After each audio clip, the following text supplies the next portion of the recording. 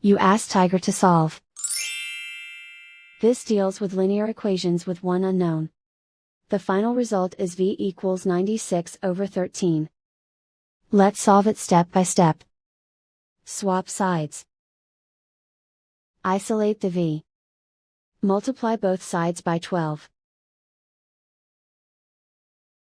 Group like terms. Multiply the coefficients. Simplify the fraction. Multiply the fractions. Simplify the arithmetic.